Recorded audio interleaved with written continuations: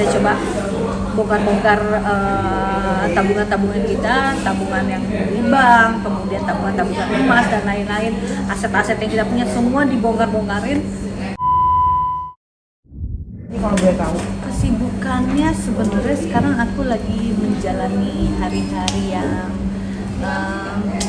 mungkin selama hampir 30 tahun aku belum bisa ngerasain gitu ya. Jadi kalau dulu kayaknya harus kerja terus gitu. Pas sekarang lagi menikmati masa-masa menjadi ibu rumah tangga gitu, main sama anak gitu. Ya lebih banyak quality time yang aku bisa lakuin di rumah. ini Mbak bilang maaf 30 tahun belum bisa menikmati sekarang ini Pak. Emang kalau bisa tahu, boleh tahu apa sih Mbak? Aku kan mulai ada di dunia entertainment itu dari umur 16 tahun, berarti ya sekarang itu udah mau masuk hampir 30 tahun deh gitu, udah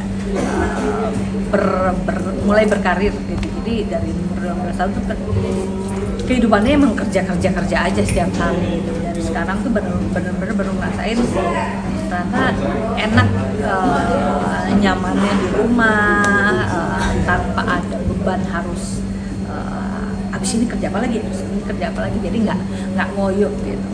Oke, Mbak, ngomongin kesibukan. Waktu itu aku sempat baca artikel, Mbak dulu sempat kerja kantoran juga dan akhirnya keluar karena mohon maaf untuk melunasi KPR rumah, itu benar nggak sih Mbak? Kalau kerja kantoran untuk melunasi KPR rumah sih sebenarnya enggak. Karena kantoran karena aku itu lagi jenuh di dunia entertainment gitu ya. Jadi benar-benar udah masuk fase yang benar-benar aku jenuh banget. Aku butuh ada refreshment gitu, butuh suasana baru, lingkungan yang baru. Yang tadinya aku mikir mungkin aku mau sekolah lagi, tapi setelah ngobrol-ngobrol sama beberapa teman-teman yang dulu berangkat bareng gitu ya, satu sekolah dan lain-lain, mereka bilang nanti endapnya kalau kamu kuliah buat apa? Buat kerja juga kan gitu. Ya juga sih aku mikirnya gitu kan. Terus mereka bilang ya udah kenapa nggak langsung kerja aja? Kerja di mana gitu, maksudnya dengan kalau aku mau masuk lagi ke field aku yang dulu gitu ya, berapa puluh tahun yang lalu pada saat aku lulus kuliah itu kayaknya nggak mungkin gitu. Kata teman aku, oh sekarang kan banyak startup dan lain-lain, coba aja. Dan itu 5 tahun lalu aku akhirnya coba untuk apply, aku ngelamar gitu ya, terus ternyata dipanggil interview dan lain-lain, keterima, udah aku bekerja. Tahun kapan Mbak itu? Itu sekitar tahun 2016 sampai 2021-2022. Kenapa memilih untuk nggak meneruskan kerja kantoran? Kemarin karena pandemi juga, terus ada internal issue yang udah mulai aku rasa politik ya gitu ya, kan kantor ini banyak politik ya.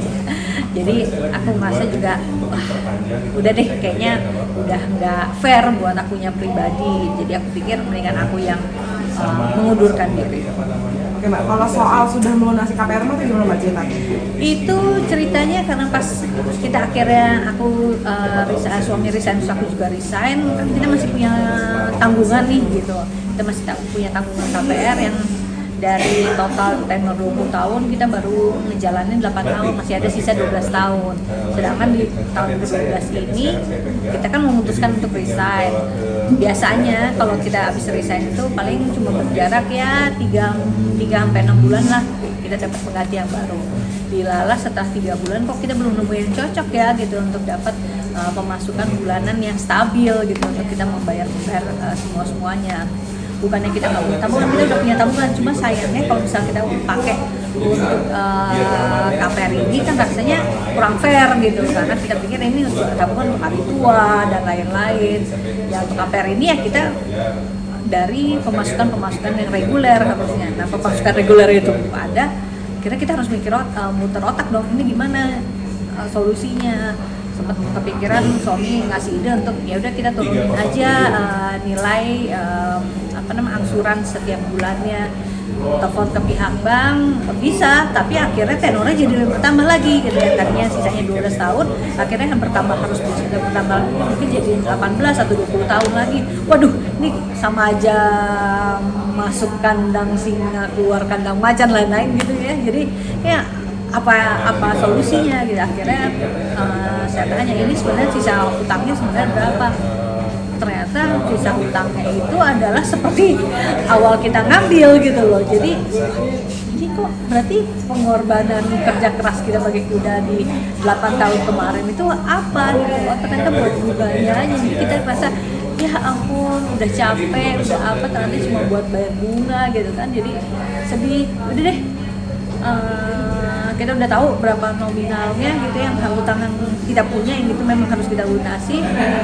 Kita coba bongkar-bongkar tabungan-tabungan kita, tabungan yang di bank, kemudian tabungan-tabungan emas dan lain-lain, aset-aset yang kita punya semua dibongkar-bongkarin. Akhirnya pas juga mungkin karena suku bunga juga lagi naik waktu itu, jadi kan kita ngerasa, aduh kita ini harus bayar lagi berapa gitu kan. Ternyata juga emas juga lagi naik pada saat itu. Kita jual, alhamdulillah kebayar semuanya, biarpun harus nguras ya gitu. Jadi ya sekarang kalau mau buat nabung ya udah harus balik ke nol lagi. Berarti kan menguras semua tabungan dan balik ke nol lagi. Dari situ gimana Mbak untuk maksudnya mencari lagi uang yang mata pencarian itu gimana Mbak?